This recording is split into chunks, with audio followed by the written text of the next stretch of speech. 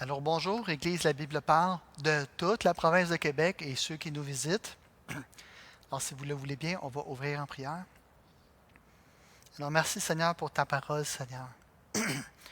Et je te prie que tu nous parles à travers le chapitre 6, Seigneur. Je sais que beaucoup d'entre nous, on peut être anxieux face aux événements mondiaux.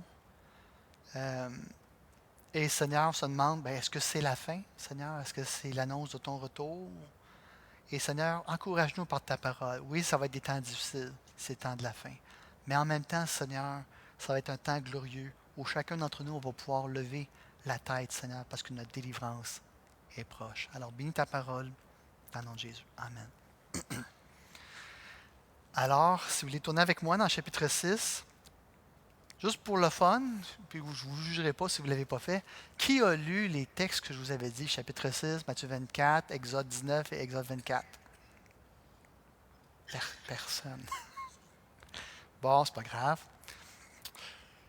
On va faire un survol du chapitre 6 de Matthieu 24 et si ça vous tente de relire après Exode 19 et 24, vous allez comprendre pourquoi.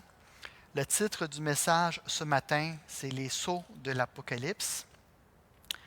Je me suis beaucoup basé sur le livre sur l'Apocalypse de Sylvain Romerowski, qui est très bon en passant.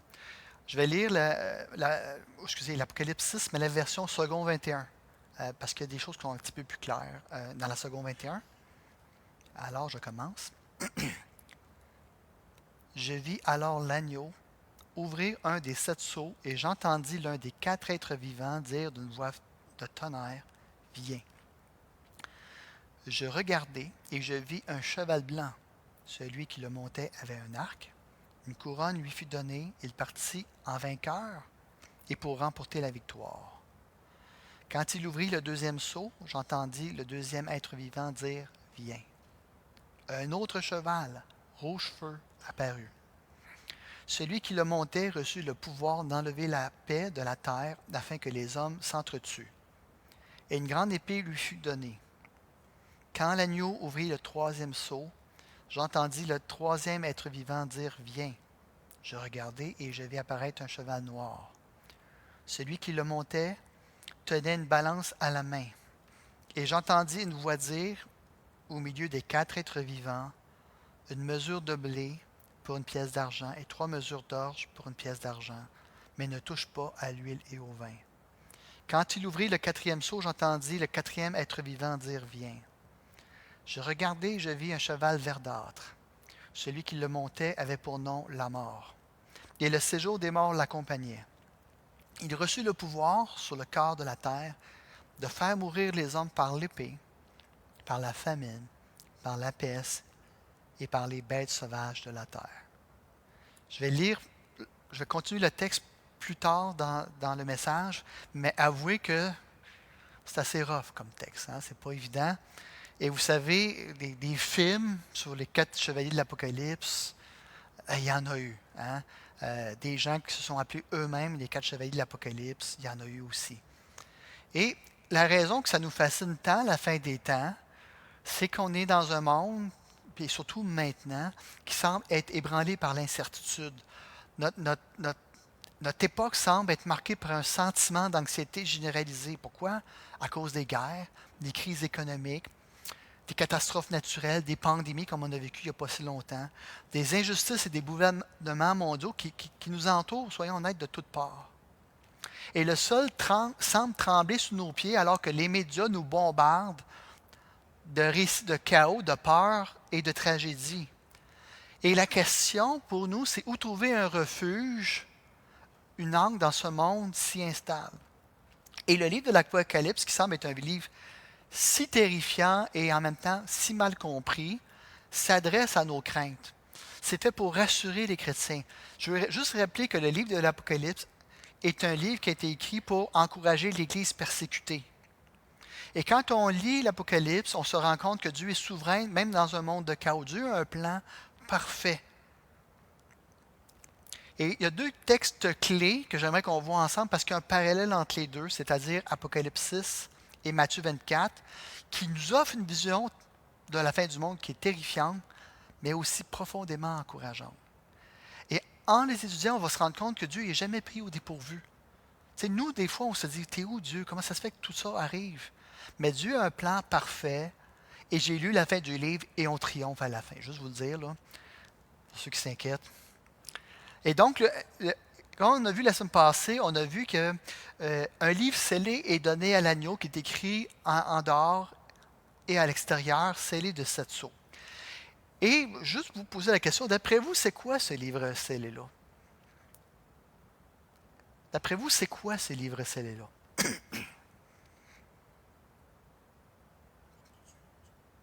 C'est tous ceux qui vont être sauvés encore. D'après vous, ce livre scellé-là dans Apocalypse 5.1, c'est quoi là? Le livre qui est remis à l'agneau, qui va ouvrir les sceaux, puis là on voit un paquet de malheurs qui vont arriver, puis aussi quand même le salut des rachetés. D'après vous, c'est quoi ce livre-là? Les jugements, son plan de rédemption pour le monde. Mais en étudiant la chose, puis en étudiant Exode 19 et 24, j'en suis venu à croire que c'est le traité de la nouvelle alliance qui vient d'être ratifié au ciel. Vous savez, l'ouverture des sceaux signifie que l'histoire est désormais placée sous le signe de la nouvelle alliance, qui va en déterminer le cours. M. Venman, quand il est venu il y a quelques années à Montjoly, avait dit que l'histoire du monde s'arrêterait le jour que l'histoire de l'Église serait complétée sur Terre. Pas si vous suivez. Le monde continue, non pas parce qu'il doit continuer, mais parce qu'il existe seulement à cause de nous. Et quand la dernière personne va être rentrée dans l'Église, l'histoire du monde va se terminer. Et la présence des 4 êtres, là je fais un retour sur ce qu'on a vu, qu'on peut voir avec les résumés de notre ami. La présence des 4 êtres vivants et des 24 anciens au ciel démontre que la nouvelle alliance a été conclue avec toute la création. Et alors que les jugements de Dieu vont s'abattre sur le monde lors de la rupture des Sceaux, chapitre 6, l'arc-en-ciel qui entoure le trône nous dit que Dieu a fait une alliance avec toute la création. Et donc, le but de la nouvelle alliance, ce n'est pas de détruire la création, mais de la renouveler. Vous savez, il y a des chrétiens qui attendent juste que le monde brûle. Ah non, mais c'est vrai, hein? Mais ce n'est pas la promesse qu'on a dans le chapitre 4, chapitre 5. C'est que Dieu aime sa création, il a fait une alliance avec elle et avec nous, non pas de la détruire, mais de la restaurer. Et par son sacrifice parfait, Christ nous a rachetés, il nous a scellés dans cette nouvelle alliance-là. On va parler bientôt de la marque de la bête. Je ne sais pas s'il va y avoir plus de monde qui vont écouter, je ne sais pas. Mais nous, on est scellés, là. On est scellés par le sang de l'agneau dans cette nouvelle alliance-là, faisant de nous le peuple de Dieu et garantissant la présence de Dieu à nos côtés, quelles qu'en soient les circonstances. Donc, peu importe ce qui va se passer dans la fin des temps, Christ va être avec nous jusqu'à son retour. Et l'ouverture des premiers sceaux par Christ marque le début de la nouvelle alliance et non la fin de l'ère de l'Église. Il y en a qui pensent que c'est la fin de l'ère de l'Église. Moi, je pense plutôt que l'ouverture des sceaux inaugure la nouvelle alliance. Et ça s'est passé au début de l'Église. Et vous savez, et c'est pour ça que je vous ai demandé de lire Exode 19 et 24. Pourquoi? Parce que qu'est-ce qu'on voit dans Exode 19 et 24? On voit Moïse et tout le peuple de Dieu s'approcher de la montagne du Sinaï. Je ne sais pas si vous vous souvenez, il y a des éclairs. Comme dans quoi? Dans Apocalypse 4. Autour du trône de Dieu, il y avait quoi? Des éclairs. Et Moïse, Dieu lui demande de monter avec ses anciens. Et il monte avec ses anciens et il va avoir les tables de la loi qui sont écrites en dehors des deux côtés. Et qu'est-ce que ça signifie? C'est que les 24 anciens montent dans la présence de Dieu. Et c'est même écrit dans Exode que devant le Seigneur, il y a une mer aussi, exactement comme la mer qu'il y a dans Apocalypse 4. Et donc, qu'est-ce qu'on voit dans Exode 19 et 24? On voit la ratification de l'ancienne alliance. Et on voit exactement la même chose dans Apocalypse 4 et 5. Et donc, ce n'est pas la fin de l'ère de l'Église. En fait, c'est le début de la nouvelle alliance. Et tout comme la ratification de l'ancienne alliance a apporté la libération d'Israël de l'Égypte, et que Dieu a jugé les Égyptiens et les nations cananéennes, ainsi la nouvelle alliance nous libère du péché et du monde. On n'est plus du monde. Okay, peut-être moi plus que d'autres, mais vous me suivez. Et en même temps, ça annonce le jugement des nations qui vont résister à la nouvelle alliance. Pourtant, même quand Dieu va juger le monde, Dieu va quand même, malgré la persécution que le monde va faire envers l'Église et les martyrs qu'il va y avoir à travers les siècles, Dieu va, pendant toute cette époque-là, envoyer des serviteurs pour proclamer la bonne nouvelle de la grâce. Donc, il existe, et c'est pour ça que je trouve ça fascinant entre Matthieu 24 et Apocalypse 6, il existe un parallèle entre le jugement d'Israël prophétisé en Matthieu 24 et le jugement du monde décrit au chapitre 6 de l'Apocalypse. Puis vous allez voir les parallèles, puis c'est assez hallucinant, assez frappant. Dans Matthieu 24, Jésus va avertir ses disciples des signes annonciateurs de la fin des temps. Il va les exhorter à demeurer vigilants malgré les douleurs de l'enfantement qui vont s'intensifier à l'approche de son glorieux retour.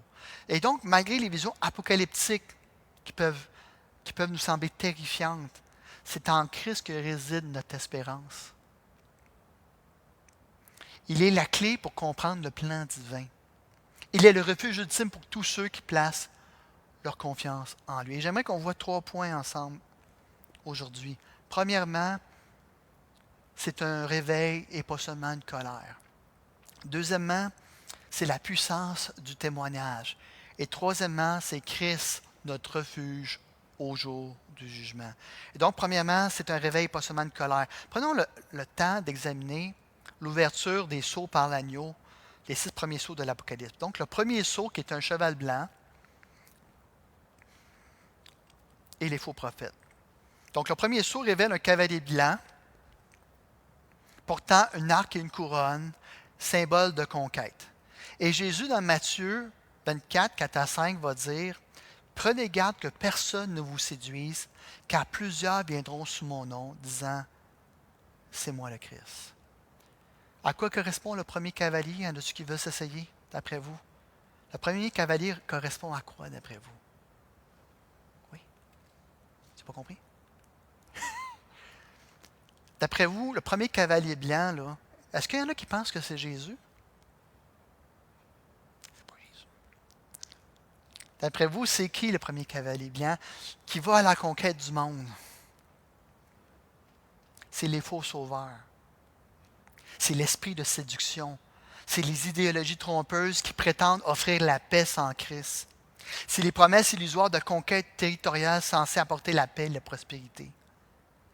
Soyons vigilants, la vérité de l'Évangile est notre angle. Ne nous laissons pas séduire par des promesses mensongères du monde, mais attachons-nous à celui qui a dit « Je suis le chemin, la vérité et la vie ». Pensez aux grands conquérants de l'histoire, Alexandre le Grand, Jules César, Napoléon et Hitler. Tous ont cherché à conquérir et à régner, mais tous ont échoué à établir une paix durable. Les empires humains proclament toujours apporter la paix, mais comment? Par la violence. Leur paix est fondée sur l'oppression et la violence. Mais quand Christ va apparaître plus tard dans l'Apocalypse 19 sur un cheval blanc, c'est lui seul qui peut réellement apporter une paix véritable et éternelle. Et le deuxième sceau, le cheval de feu et les guerres. Le deuxième sceau déchaîne un cheveu rouge-feu, symbole de la guerre, de la violence et de l'effusion du sang. Il a reçu le pouvoir d'enlever la paix de la terre. Et donc la paix illusoire promise par ce monde se brise et laisse la réalité brutale du conflit et de la haine éclater. Et Jésus va annoncer dans Matthieu 24, 6, « Vous entendrez parler de guerre et de bruit de guerre, car il faut que ces choses arrivent. » À travers toute l'histoire de l'humanité, puis on va recommencer au temps de Jésus pour aller jusqu'au temps de la fin. Pensez à la Pax Romana. Est-ce qu'il y en a qui savent c'est quoi la Pax Romana? C'est la paix romaine qui a duré pendant 200 ans. C'est la promesse que l'Empire romain faisait à ceux qui le conquéraient en leur disant « Si vous vous soumettez à nous, vous allez avoir la paix et la prospérité. » Et ça n'a pas seulement eu du mal, ça a permis l'expansion de l'Évangile à travers tout le monde connu d'alors. Mais les Romains se sont mis à persécuter les chrétiens. Ils ont été tellement violents. Et Dieu a fini par les juger pour leur violence et a mis fin à leur empire. Pensez plus récemment à la Pax Britannica, qui a duré environ 100 ans, de 1815 au début de la Première Guerre mondiale. On disait que le soleil ne se couchait jamais sur l'Empire britannique. Et donc, les Britanniques contrôlaient les voies maritimes et donc, on pourrait dire l'économie mondiale. Ils ont apporté une paix relative au monde.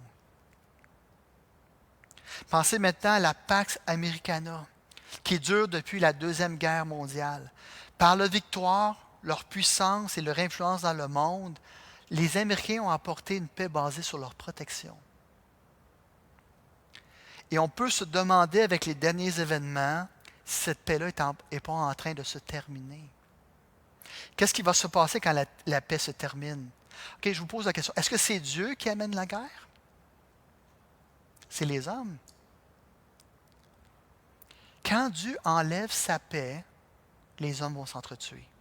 Ce que j'essaie de vous dire, c'est que ces paix-là ont été permises par Dieu.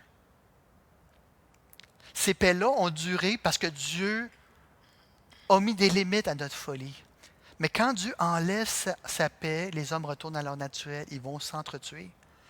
La violence humaine, c'est une triste réalité, une conséquence directe du péché qui habite le cœur de l'homme. Ce n'est pas Dieu qui arme les hommes à s'entretuer. C'est Dieu qui les retient. Ce n'est pas Dieu qui crée la guerre. C'est lui qui la retient. Et lorsque Dieu veut juger le monde, tout ce qu'il a à faire, il le livre à lui-même et à sa propre méchanceté.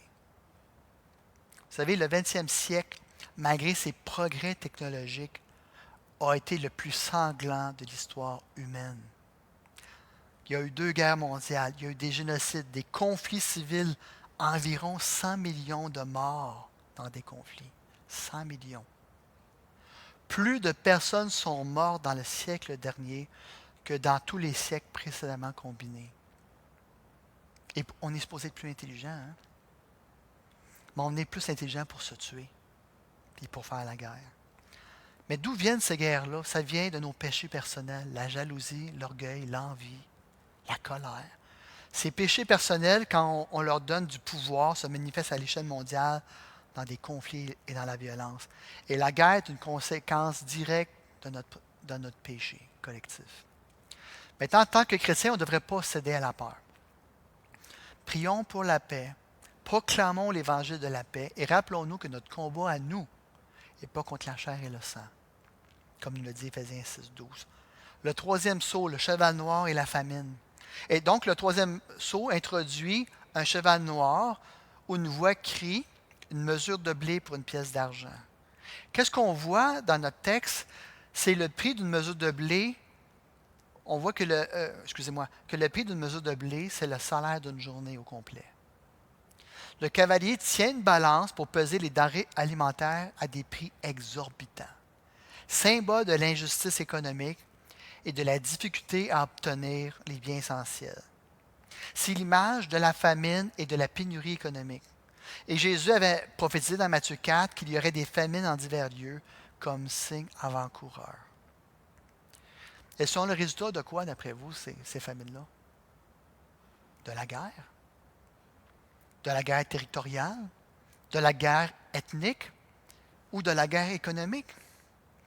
Le 4e sceau, c'est le cheval pâle et la mort.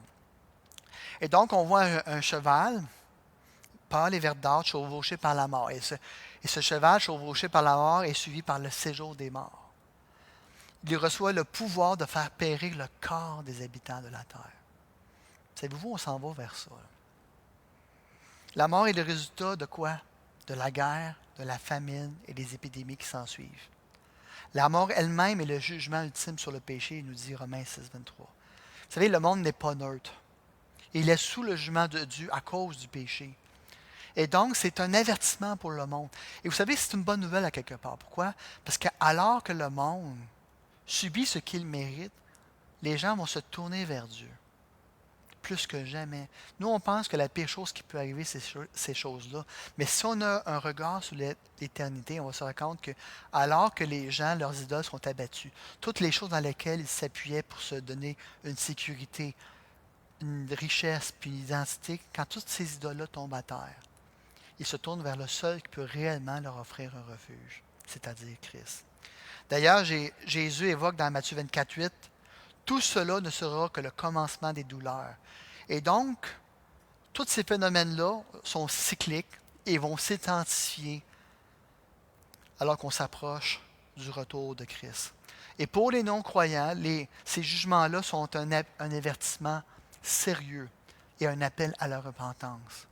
Elles accompagnent ces jugements-là d'une grande évangélisation mondiale. Moi, je ne crois pas que c'est seulement noirceur et douleur. Je vois une évangélisation et une moisson incroyable qui va venir à travers toutes ces choses-là. Pour les croyants, ces événements-là devraient nous inciter à nous investir encore plus dans le royaume de Dieu, sachant que l'heure est proche. Tu sais, quand tu vieillis, là, on dirait que tes journées raccourcissent. Qu'est-ce que je veux dire par là? C'est que tu n'as plus de temps pour rien. Le temps est court.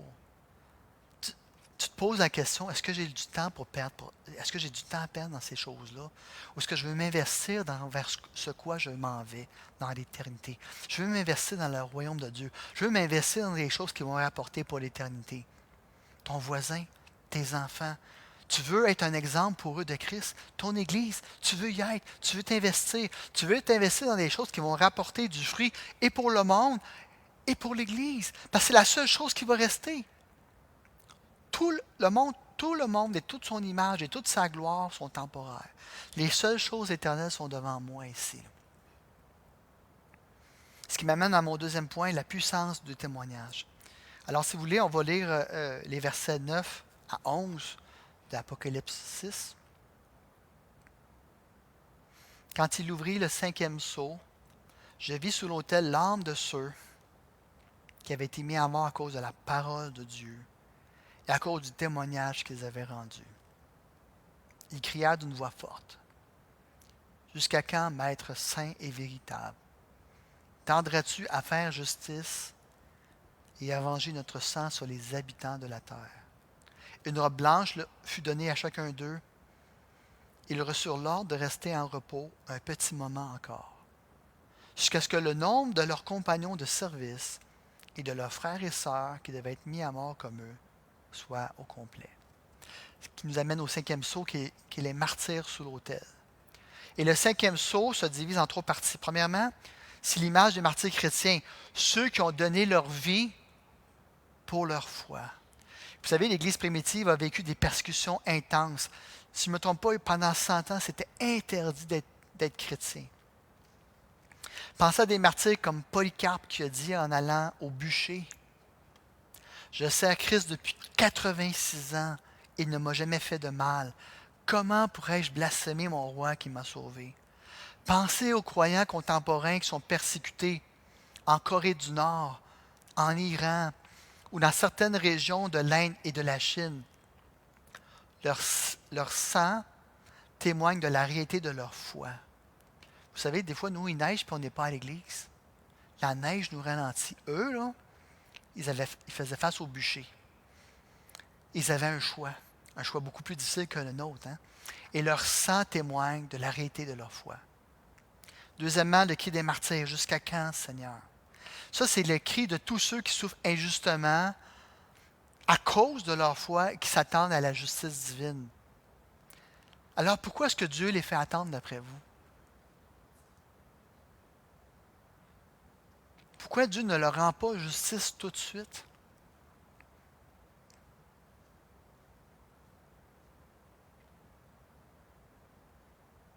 Parce qu'il laisse du temps au monde pour se repentir.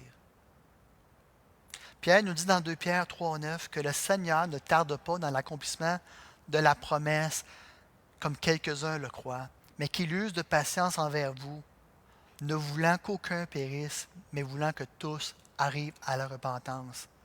Le but de Dieu, là, c'est de sauver un très grand nombre de gens du jugement dernier, celui du lac de feu éternel. Dans Matthieu 24,9, Jésus va dire à ses disciples, « Alors on vous livrera au tourment, et l'on vous fera mourir, et vous serez haïs de toutes les nations à cause de mon nom. » Pensez aux premiers chrétiens, ils ont été persécutés, jetés au lion et crucifiés, et pourtant leur témoignage a touché beaucoup de gens. Et l'Évangile s'est rendu dans tout l'Empire romain. Et comme l'a dit Tertullien, l'un des pères de l'Église, le sang des chrétiens est une semence. plus ils vont nous tuer, plus nous allons croître. Vous savez, la persécution est une réalité pour les disciples de Christ. Et nous, on ne le vit pas encore, je crois. Soyons honnêtes. On n'est pas persécutés pour notre foi. On n'a pas de choix à dire, est-ce que je vais offrir l'adoration à l'empereur ou à Christ? Est-ce que je vais déclarer que César est roi et empereur et Dieu? Ou je vais déclarer, non, non, il y a seulement un roi. Il y a seulement un sauveur. Il y a seulement un fils de Dieu et c'est Christ. Et donc, le sang des martyrs crie à Dieu, Seigneur, fais-nous justice. Mais Dieu a un plan plus grand encore. Pourquoi? Parce que leur témoignage, même dans la mort, porte du fruit. Pensez, est-ce qu'il y en a qui connaissent Jim Elliot? Ça vous dit peut-être quelque chose? Jim Elliot et d'autres missionnaires ont été tués par une tribu qui s'appelle les Huaronis. Excusez-moi. Et même dans leur mort, leur sacrifice a porté du fruit, a ouvert une porte pour l'Évangile. Des fois, on ne comprend pas pourquoi Dieu permet des choses terribles à arriver à des chrétiens. Mais vous ne savez jamais la semence que Dieu est en train de semer dans la vie des gens. Le royaume de Dieu va continuer d'avancer malgré la persécution de l'Église. Et peu importe l'opposition qu'il rencontre, car Dieu veut sauver un grand nombre de gens. Et troisièmement, la réponse divine, c'est patience et promesse. Vous savez, chacun d'entre nous, soyons honnêtes, il y a des choses injustes qui ont été faites dans notre vie. Et même des fois, on les reproche à Dieu, non? Seigneur, pourquoi tu as permis ça? Pourquoi tu as permis telle injustice? Pourquoi cette personne-là permet encore d'avoir une vie libre et heureuse alors que moi je souffre de ce qu'elle m'a fait, cette personne-là? Et quand c'est pour la foi, on dit à Dieu, Seigneur, jusqu'à quand tu vas permettre cette injustice-là? Et Dieu va répondre aux martyrs en leur donnant une robe blanche, qui est un symbole de victoire et de pureté. Il va leur demander d'attendre encore, de patienter encore un peu jusqu'à ce que le nombre de leurs compagnons de service soit complet. Maintenant, Dieu ne répond pas en disant, écoute, ce que tu as vécu, c'est pas grave. C'est pas grave l'injustice que tu as vécue. C'est pas si important que ça. Non, au contraire, Dieu dit, je vais te rendre justice, mais en mon temps. Et savez-vous quoi? C'est pas vrai quand on va être au ciel, c'est vrai ici maintenant. Il y a peut-être des choses que vous dites, c'est pas correct ce qui s'est passé dans ma vie. C'est une injustice totale. Et c'est encore pire quand c'est dans l'Église, non? Quand quelqu'un vous a fait quelque chose et dit, je comprends pas que Dieu ne l'a pas jugé. Je comprends pas que Dieu ne l'a pas corrigé. Je comprends pas que l'Église a permis ça. Mais Dieu dit non. Je vais faire justice, mais en mon temps. Et c'est souvent les temps de Dieu quand on sait qui sont les plus difficiles. Soyons honnêtes un instant. C'est pas quand tout va bien que c'est difficile. C'est quand Dieu te dit, je sais qu'est-ce qui t'a été fait. Mais fais-moi confiance, je vais te rendre justice. Jésus promet en Matthieu 24, 13, celui qui persévérera jusqu'à la fin sera sauvé. La souffrance là, des croyants n'est pas vaine. Tout ce que vous vivez n'est pas en vain. Dieu entend vos cris et va agir en son temps. Et trop souvent, on abandonne avant d'avoir reçu la délivrance promise de la part de Dieu et de sa justice. Ne soyons pas de ceux qui se retirent pour se perdre. Persévérons même même dans l'épreuve. Pourquoi? Parce que notre espérance est ancrée dans un Dieu juste. Dieu est juste. Il va rendre à chacun selon ses œuvres, selon Apocalypse 22, 12. Maintenant, ne laissez pas la peur de la persécution vous paralyser. Continuez à témoigner de Christ avec audace et amour. Et savez-vous quoi? Même la persécution envers vous peut être une occasion de témoignage. Parce que les gens vont voir votre attitude face à leur haine, face à leur mépris. Vous savez, moi, comme chacun d'entre vous, j'ai vécu des choses difficiles. Ça peut être dans l'emploi, peu importe. Et le plus beau témoignage que les gens pouvaient me faire, c'est de dire, j'ai vu ce qu'ils t'ont fait, puis je ne comprends pas pourquoi tu as le sourire dans le visage. Je ne comprends pas pourquoi tu es en paix. Je ne comprends pas pourquoi tu ne réponds pas à tous ceux qui t'accusent. Dieu est ma justice, j'ai aucun mérite. Il est ma justice. Dieu va me faire justice en son temps. Je l'ai déjà dit auparavant, je vais leur dire, la chose la plus difficile pour chacun d'entre nous, c'est de bénir des gens qui nous maudissent. Et croyez-moi, quand tu es à l'avant, il y en a beaucoup. Il n'y a pas juste des gens qui disent, hey, c'était bon le message. Tu en as qui te maudissent. T'en as, puis peut-être moi aussi je le fais, là, je ne dis pas que c'est je suis seulement la victime. Mais savez-vous quoi? Bénissez, ne maudissez pas. Parce que quand vous bénissez les gens qui vous maudissent, vous leur donnez de l'espace pour qu'ils se repentent. Si tu maudis quelqu'un, là, tu rends la claque pour la claque, la personne va dire, ben, tu vois qu'elle est violente. Vous me suivez? Si l'ennemi sait que tu as une faiblesse à un endroit, il sait que tu vas pogner, là. Il sait que tu vas pogner les nerfs. Il sait que tu vas être en colère. Il sait que tu ne répondras pas de la façon chrétienne. Bénissez. D'un, ça permet à l'autre de se dire, ben, écoutez, c'est dur de dire du mal de quelqu'un qui vous bénit au lieu de vous maudire. Soyons honnêtes. Si quelqu'un ne vous répond pas par une parole sec,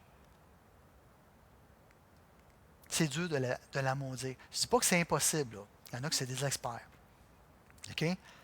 Mais vous lui donnez de l'espace pour qu'elle se repente. Et en même temps, vous vous donnez un espace pour vous-même vous examiner.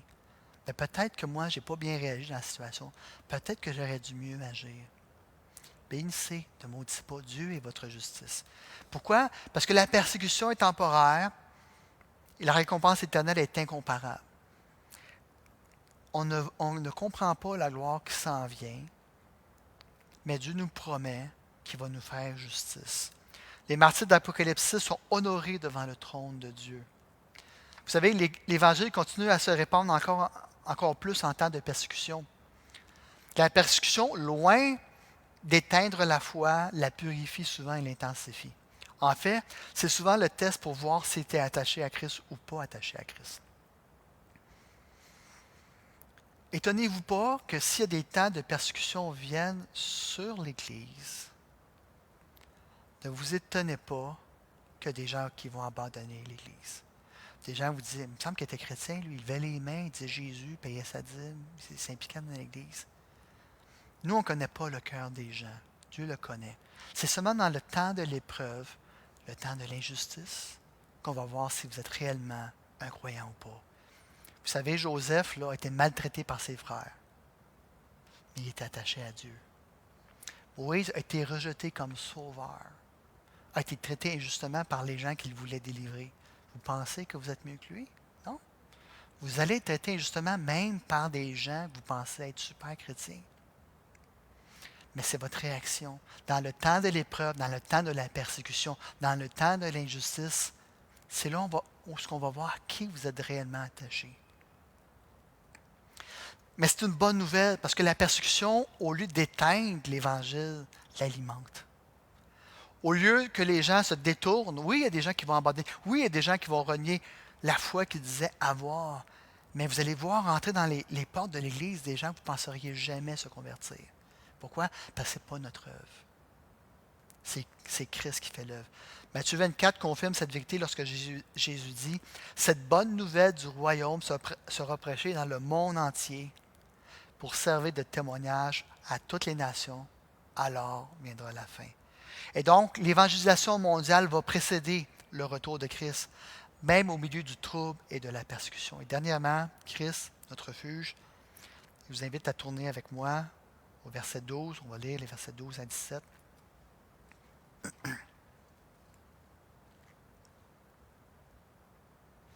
Je regardai quand l'agneau ouvrit le 6e sceau, et il y eut un grand tremblement de terre. Le soleil devint noir comme un sac de crin. La lune entière devint comme du sang. Et les étoiles du ciel tombèrent sur la terre, comme les figues d'un figuier secoué par un vent violent. Le ciel se retira comme un livre qu'on enroule, et toutes les montagnes et les îles furent écartées de leur place. Les rois de la terre, les grands, les chefs militaires, les riches, les puissants, tous les esclaves et les hommes libres, se cachèrent dans les cavernes et dans les rochers des montagnes. Et ils disaient aux montagnes et aux rochers, tombez sur nous, et cachez-nous loin de celui qui est assis sur le trône, et loin de la colère de l'agneau. En effet, le grand jour de sa colère est venu, et qui peut résister? Et je lis pour vous Matthieu 24, 29 à 30. Aussitôt après ces jours de détresse, le soleil s'obscurcira, La lune ne donnera plus sa lumière. Des étoiles tomberont du ciel, et les puissances des cieux seront ébranlées. Alors le signe du Fils de l'homme paraîtra dans le ciel. Toutes les tribus de la terre se lamenteront, et elles verront le Fils de l'homme venant sur les nuées du ciel, avec puissance et une grande gloire. Le sixième sceau est le signe et les signes du retour du roi. Il s'agit du jugement dernier, car le verset 17 se termine par ces mots: le grand jour de sa colère est venu. Qui pourra subsister? C'est la question. Qui pourra subsister? Et donc, la rupture du sixième sceau déclenche la venue du grand jour de la colère de Dieu et de l'agneau que les prophètes de l'Ancien Testament appelaient le jour du Seigneur. Il s'agit du jugement dernier. En réponse à quoi? À la prière des saints. Dieu répond à la demande de justice des saints, des martyrs, en amenant le jugement dernier des pécheurs. Donc ici, puis là, peu importe votre position théologique, il y en a qui pensent que c'est seulement un avertissement, ces événements-là catastrophiques, apocalyptiques, que c'est seulement une anticipation des événements futurs qui menacent les nations. Cependant, c'est important de comprendre les sceaux, les trompettes et les coupes comme étant un arrangement cyclique. Donc, quand on va voir, après les sceaux, on va voir les trompettes et après on va voir les coupes. Moi, je ne pense pas que c'est un après l'autre, mais les trois en même temps. Je ne sais pas si vous me suivez. Les trompettes se passent en même temps que, les sceaux se passent en même temps que les trompettes et les coupes. Ils commencent tous par le début de la nouvelle alliance et se terminent tous par le retour de Christ. Ils décrivent la même chose, d'un angle différent. Vous me suivez? C'est les mêmes événements, mais vus d'un angle différent. La tempête dont il est question ici serait donc la même que celle du jugement de la septième coupe qui aura lieu dans Apocalypse 16, 18 à 21. Et ces signes cosmiques-là sont tellement terrifiants qu'il n'y a personne sur la Terre qui va dire que c'est naturel. Je ne sais pas si vous me suivez. Ils vont tellement défier les lois naturelles. Ça va tellement être épeurant qu'il n'y a personne qui va dire oui, c'est normal, là, c'est les changements climatiques. Vous me suivez? Personne ne va dire ça. Et le sixième sceau se divise en trois parties. Bon, d'abord, les cataclysmes apocalyptiques, cosmiques. Vous savez, en parlant du jour du Seigneur, Sophonie va l'appeler un jour de fureur, un jour de détresse, un jour d'angoisse, un jour de ravage et de destruction, un jour de ténèbres et d'obscurité, un jour de nuée et de brouillard. Et ces images-là décrivent et inspirent la terreur du jugement divin. Ça décrit la fin du monde tel qu'on le connaît et la révélation de la colère de Dieu contre le péché. Et deuxièmement, c'est la terreur des impénitents. Les gens qui ont persécuté l'Église, les gens qui ont dit non à Dieu, les gens qui ont mis Dieu de côté, qui ont dit non, non, jamais, jamais vous m'en servir Dieu. Ceux qui sont rebelles à Dieu, eh bien, ils vont être terrifiés. Et face à ces signes de jugement divin-là, les grands de ce monde, les rois, les chefs militaires, les riches et les puissants, ainsi que tous les autres, cherchent à se cacher dans des cavernes et dans des montagnes. Ils préfèrent être écrasés par les montagnes que de faire face à la colère de l'agneau. Et vous savez, soyons honnêtes, puis on l'a vécu peut-être un peu dans la pandémie, lors des guerres, des pandémies et des famines, qui sont épargnés normalement?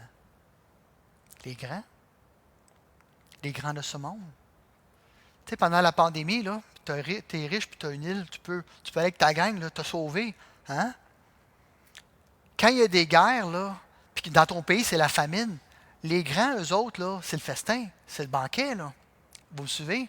Les grands de ce monde, quand il y a des conflits, quand il y a des famines, quand il y a des choses terribles qui se passent dans le monde, sont protégés. Mais au jour du jugement, l'argent et le pouvoir humain ne pourront pas les protéger. Et troisièmement, qui peut subsister?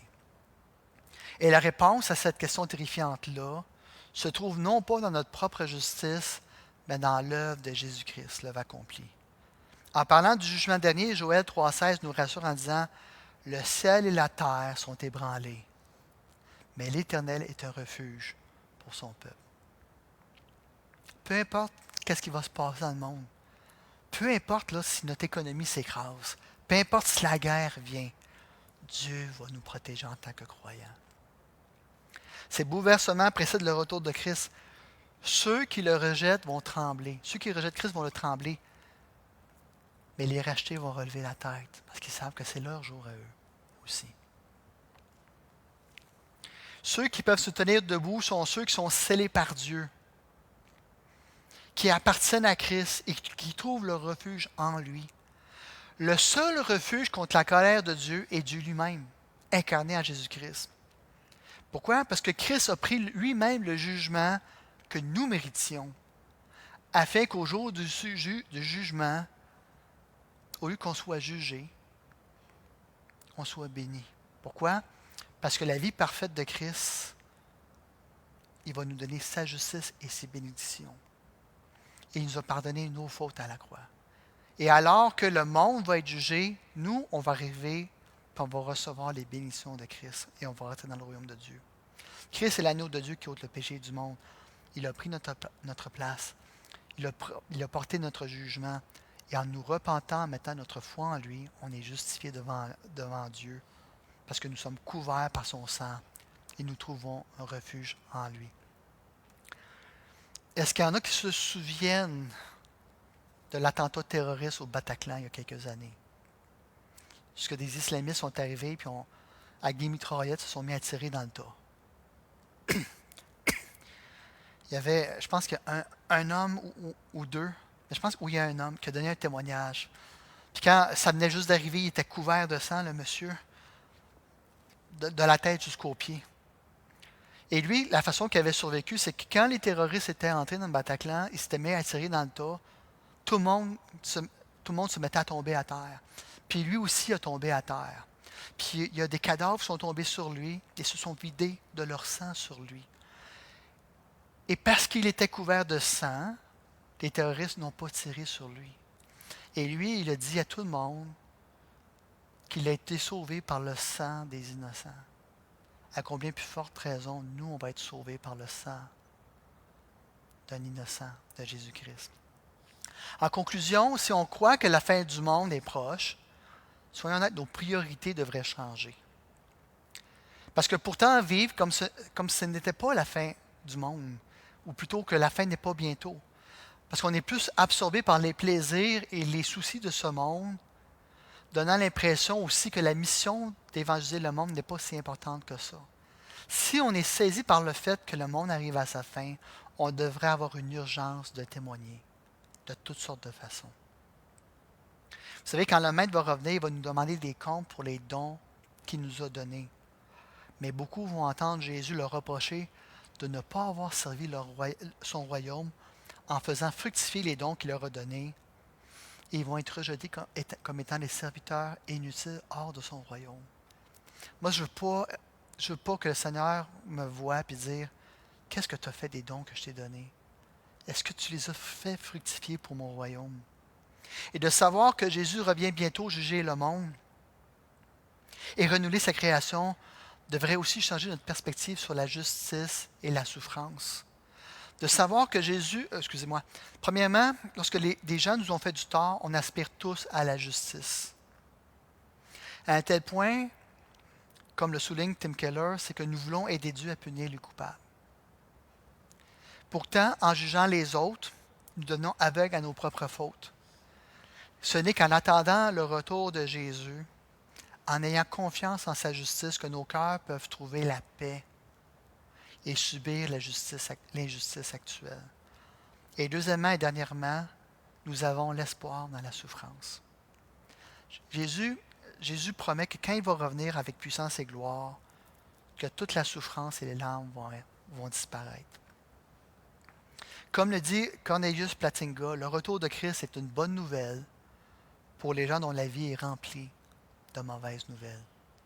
Peu importe les malheurs et les souffrances de cette vie, Jésus te dit, il y a des raisons d'espérer, même au milieu de des vallées les plus sombres. Lève les yeux, je reviens bientôt. Veillons et préparons-nous, car Jésus est plus proche qu'on ne le pense. Amen. Alors Seigneur, je te remercie pour ta parole, Seigneur. C'est pas toujours évident de prêcher des jugements. Je pense qu'on aime plus, en tant que prédicateur, prêcher des bénédictions, Seigneur. Prêcher les 5 méthodes pour la guérison ou peu importe, Seigneur. Mais c'est une réalité. Ce monde, Seigneur, ne subsiste que tant et aussi longtemps qu'il va y avoir des pécheurs qui doivent entrer dans ton royaume. Et donne-nous, Seigneur, de vivre comme si tu revenais demain. Donne-nous de nous investir dans le royaume de Dieu comme si, Seigneur, tu étais à la porte et tu es à la porte, Seigneur. Seigneur, toutes les choses dans lesquelles on s'est investi dans ce monde vont passer. Toutes ces choses qu'on considérait comme tellement précieuses, Seigneur, vont disparaître. Les seules choses qui vont rester pour l'éternité, Seigneur, c'est toi et ton peuple, Seigneur. Et donne-nous, Seigneur, d'être des gens qui, malgré la souffrance, Seigneur, trouvent un refuge et un espoir en toi.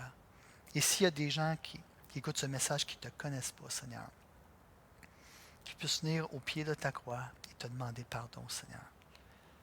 Seigneur, je te prie vraiment, Seigneur, que le plus grand nombre puisse entendre ta parole. Que tu puisses, Seigneur, appeler à ton grand salut, Seigneur. Seigneur, la province de Québec, Seigneur. Que beaucoup de gens dans cette province qui est si dure face à ta parole, face à ton évangile de paix, Seigneur, qu'ils puissent se tourner vers toi et trouver le salut, Seigneur. Et Seigneur, c'est dans ton nom qu'on prie. Amen.